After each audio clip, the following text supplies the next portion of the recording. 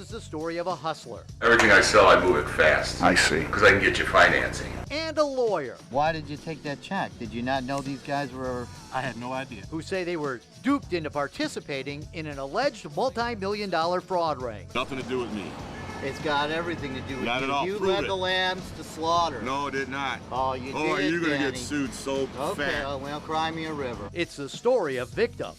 I took retirement funds in order to do this. A businessman who lost 38 grand. It would be devastating if I didn't get that back.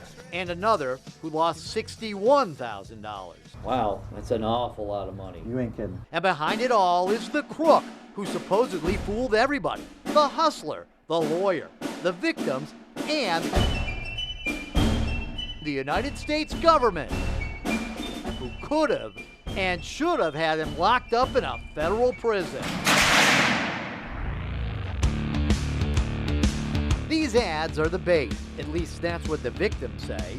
Nathan, who runs a couple of nursing homes, answered one. I met the first time with a gentleman named Dinelli DiCapo is what he told me his name was. Ken was lured in as well. The gentleman you talked to, what did he say his name was? That was Dinelli. Ken and Nathan have never met, but their stories are almost the same. They simply answered ads, and soon Dinelli was telling them about a private financier they needed to meet. And what was his name? That was Sam Ajami.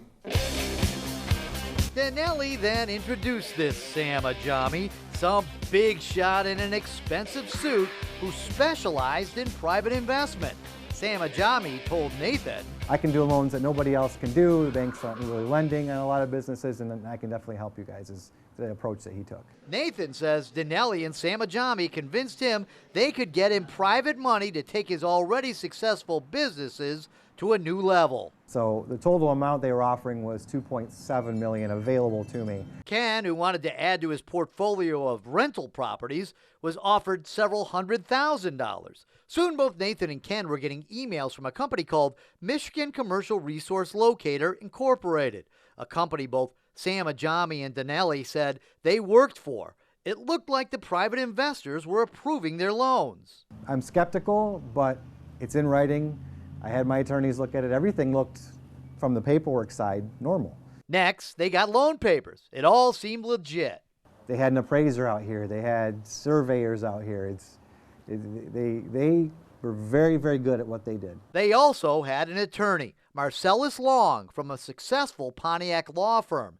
He began contacting Nathan about a closing date and fees due, and the fees were substantial. But after all, Nathan was getting a $2.7 million loan. Dinelli collected Nathan's check for his fees last October. The total came to $61,000, made payable to the law firm of Marcellus Long, a real lawyer with a good reputation. Dinelli even emailed the receipt to Nathan, letting him know his money was safe. Ken's closing costs were $38,000, also made payable to Marcellus Long. Well, if it's going in the attorney escrow account, it can't be all bad. But it was bad. Soon the men were getting letters from Marcellus Long saying their closing dates had been moved back. This went on for months. So many months, Nathan finally contacted me. And what I found out was unbelievable.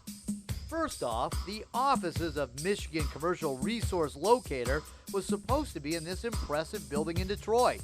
But I found out the emails were probably being sent from the basement of this Dearborn Heights home, a house where a criminal named Sebastian Restum lived. Here's his photo. That's right, Sam Ajami is really Sebastian Restum. But what I found out next is even worse. Sebastian Restum, a.k.a. Sam Ajami, had done this before. Pled guilty back in 2010, right here in this federal courthouse, to conspiracy to commit bank fraud. Yep, more than 4 years ago, this guy admitted to stealing $4.9 million. But he wasn't sent to prison. What's up with that?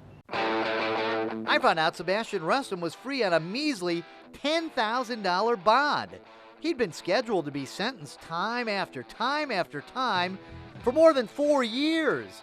And in that time, he created a fake identity, a fake company, and took money from Nathan and Ken and as many as 52 other business owners, according to an indictment issued a few weeks ago.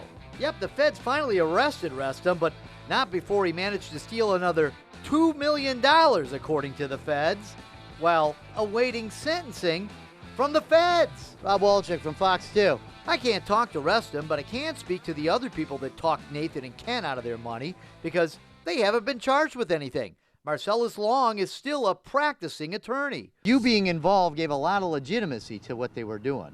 Well, certainly if I knew what I knew now, I would not have been involved.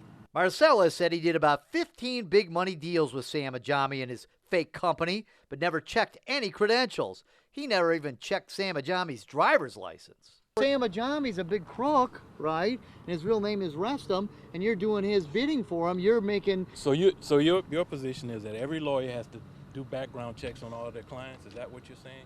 I don't know. Maybe you should. Don't you wish you would have at this point, though? Long says he took his cut and gave the rest of the money to Ajami and his crew. I feel absolutely terrible. But you know who doesn't feel terrible? Danelli, real name Denny DiCapo. Hi, Danelli. I'm Rob Wolchek from Fox 2. Can I talk to you for a minute? Yeah, you know me? Yeah. From what? Well, I've heard you're kind of a wheeler-dealer guy. You're kind of a hustler.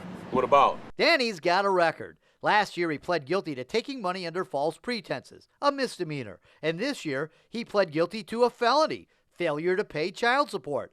But I want to talk to him about the victims he introduced to Sam Ajami. Remember, Danny even collected the $61,000 check from Nathan and wrote him this email receipt. You got some of the money, though, didn't you? I didn't get a dime. So you wrote this email just for fun?